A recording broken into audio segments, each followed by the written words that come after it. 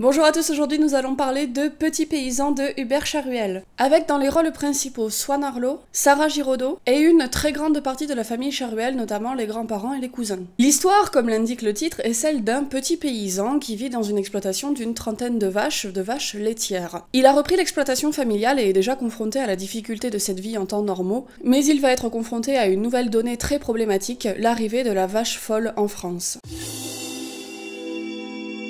Bizarrement, au niveau de l'écriture, avec un pitch pareil, on pourrait s'attendre à un drame ou à quelque chose de très social ou de très engagé. Ben finalement, on est plus du côté du thriller et d'une ambiance très noire. L'écriture et le scénario sont très simples, mais jamais simplistes. C'est-à-dire qu'on est toujours focalisé que sur un seul personnage, on n'a qu'une seule vision du monde, mais on se sert de ce personnage et de sa vision du monde pour porter un message universel. Il y a aussi dans ce film un vrai sens du suspense et de la surprise, des choses assez étonnantes, notamment parce que le personnage a des réactions assez imprévisibles auxquelles on ne s'attend pas. Et tout le long du film, il va prendre des décisions qui peuvent paraître assez radicales, voire assez violentes, mais qui sont toujours dans le but de sauver ses vaches et de ne jamais céder à l'industrie agroalimentaire. Je sais que ça fait un petit peu cliché de dire ça, mais en fait j'ai trouvé cette histoire vraiment passionnante. Je trouve que le personnage principal est très attachant, j'ai trouvé le contexte historique très intéressant, donc au niveau de l'écriture, pour moi c'est un sans faute. Il n'y a aucun temps mort, il n'y a aucune longueur, et toutes les scènes sont vraiment utiles et viennent apporter quelque chose, que ce soit au niveau du personnage ou que ce soit au niveau du contexte historique et politique. Au niveau de l'ambiance et du ton, on se situe sur un film qui est assez naturaliste et qui a un aspect quasiment documentaire à chaque fois. Ce film sonne en fait très vrai, très authentique, et je sais que ce sont des adjectifs qu'on a tendance un peu à mettre à toutes les sauces lorsqu'on a des films qui parlent de la vie paysanne ou qui se situent dans la nature de manière générale, mais ici ça prend tout son sens car Hubert Charuel est issu d'une famille de paysans qui ont donc été confrontés eux-mêmes à cette crise de la vache folle. L'ambiance est donc très vraie, très juste, car on sent qu'il parle de quelque chose qu'il connaît et de quelque chose de vécu. On se dit que c'est le genre de point de vue vécu de l'intérieur qu'on n'a pas assez vu, ni entendu, ni à l'époque, ni aujourd'hui, et qui font du bien à voir, et que c'est le genre de choses qu'on aimerait voir plus médiatisées. Si un quart de ce qu'il y a raconté dans ce film est vrai, et je pense que absolument toute la totalité du film est vraie, c'est vraiment très très inquiétant pour le monde de l'industrie agroalimentaire et le monde de l'agriculture en général.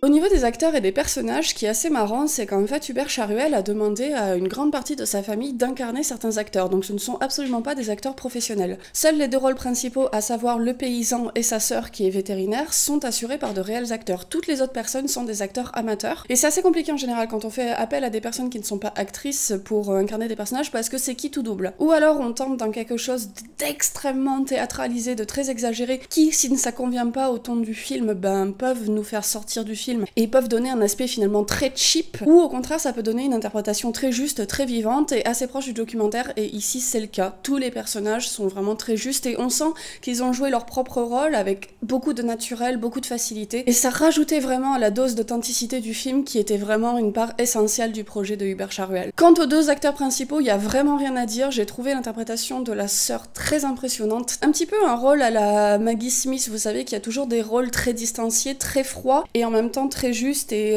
très humaine sous ses dehors très froids, et ben un petit peu ce genre de rôle, ce genre d'incarnation. Des personnages pas faciles à jouer parce qu'il faut être tout le temps dans la nuance, il faut jamais tomber dans un côté très manichéen, et là c'était le cas, vraiment un personnage confronté à des décisions difficiles à prendre et qui l'incarnait très bien, mais sans aucun doute le rôle le plus essentiel du film et qui porte vraiment le film sur ses épaules, c'est le rôle de Swan Arlo, qui incarne le personnage principal avec une justesse, une rigueur très très impressionnante. Il y a un gros travail de maquillage aussi qui a été fourni pour le vieillir et le fatiguer tout au long du film, et même au-delà de ça, on sent l'acteur épuisé, à bout de souffle à chaque réplique. Alors je ne sais pas quel a été le travail de préparation de l'acteur pour arriver à une telle interprétation, mais vraiment il y avait une justesse impressionnante et époustouflante. Ces jeux de regard notamment, souvent filmés en gros plan, sont vraiment saisissants, et sans aucun mot, il arrive à faire passer une émotion absolument incroyable.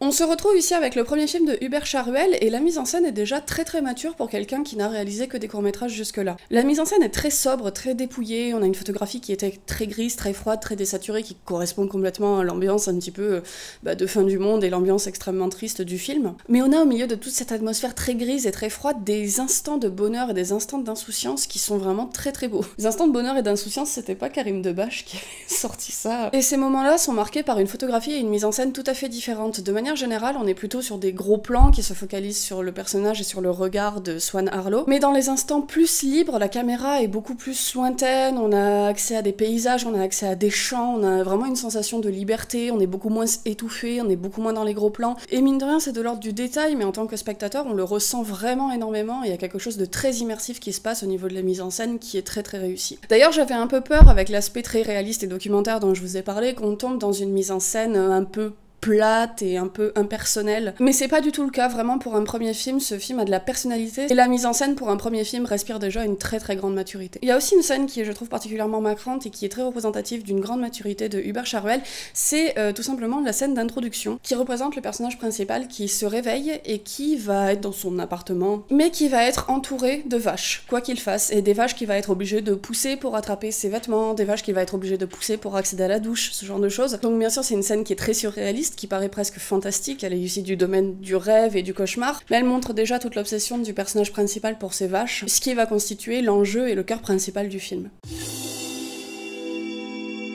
Au niveau du son, on se retrouve énormément sur des sons naturels, les sons de ferme, les dialogues, les gens qui parlent, des sons d'ambiance, des choses comme ça. Il y a assez peu de musique, si ce n'est de la musique intradiégétique à certains moments, lorsqu'ils sont au bowling, lorsque le personnage principal écoute la radio, ce genre de choses. Je me rappelle pas avoir entendu vraiment de la musique, ou alors si elle était présente, c'était vraiment de manière assez distanciée, il y en avait assez peu. Par contre, il y avait un travail très très impressionnant fait sur le mugissement des vaches, qui parfois pouvait être mignon et rassurant, comme par exemple lorsqu'une vache mettait bas et qu'on entendait le veau mugir pour la première fois, c'est un moment qui est très émouvant, ou bien lorsqu'au début le paysan s'occupe de ses vaches, il y a quelque chose de l'ordre du quotidien et d'une espèce de magie quotidienne qui est très très belle avec ce mugissements de vaches. Mais au fur et à mesure du film, plus la maladie de la vache folle va progresser, plus les mugissements des vaches vont devenir inquiétants, vont devenir des mugissements de souffrance et vont devenir de plus en plus oppressants, angoissants. On va les entendre constamment en fond sonore. Lorsque le personnage va faire la vaisselle, il va entendre ses vaches mugir. Dans ses rêves et dans ses cauchemars, il va penser à ses vaches. Et c'est vraiment un son qui va devenir de plus en plus entêtant et qui va être représentatif de l'angoisse du personnage qui a peur pour ses vaches, qui a peur pour lui-même.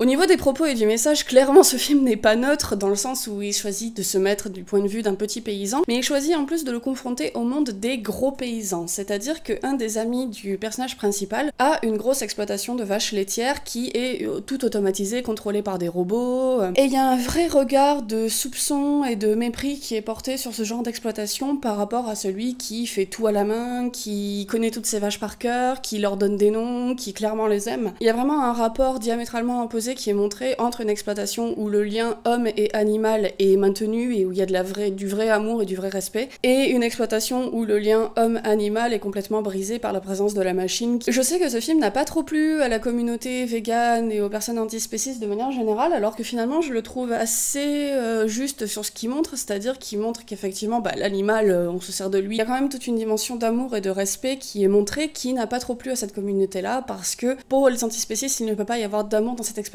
alors que là, ce film nous montre qu'il y a une sorte de rapport d'égalité. Ce film démontre aussi clairement l'absurdité de certaines lois lorsqu'elles sont appliquées au monde paysan, notamment les lois qui disent de décimer tout le cheptel lorsqu'une bête est contaminée. On voit ici clairement que ça détruit des vies, puisque toutes les bêtes sont abattues, mais que ça détruit aussi des cœurs et aussi des carrières, parce que le personnage principal est extrêmement affecté par le fait qu'ils doivent ou non prendre cette décision. En fait, c'est exactement ça, je pense, le propos du film, montrer que au cœur d'une grande machine et d'une grande industrie agroalimentaire, il y a encore des personnes qui résistent, qui sont au cœur du métier, qui aiment ce qu'ils font, qui aiment leurs animaux. Ce film fait un peu comme un chant du cygne de cette paysannerie-là, et je trouve que dans ce sens-là, il est très émouvant et très réussi. Petit Paysan, pour moi, ça a été un film coup de cœur. C'est un film qui est juste, qui est touchant, qui est sincère, mais qui n'est jamais pour autant pathos ou qui va à fond dans la revendication violente. C'est un film qui est engagé, qui se place du côté des petits, qui se place du côté des exploités. Et en ce sens-là, je trouve que c'est un premier film magistral et très mature que nous sert Hubert Charuel. Moi, j'ai vraiment hâte de voir ce qu'il va faire par la suite parce que ce premier film m'a vraiment convaincu. Voilà, ma vidéo sur Petit Paysan est terminée, j'espère que ça vous aura plu. N'hésitez pas, comme d'habitude, à me suivre sur Facebook si vous voulez être au courant de l'actualité de la chaîne. Et quant à moi, je vous dis à la prochaine pour une nouvelle vidéo. Salut!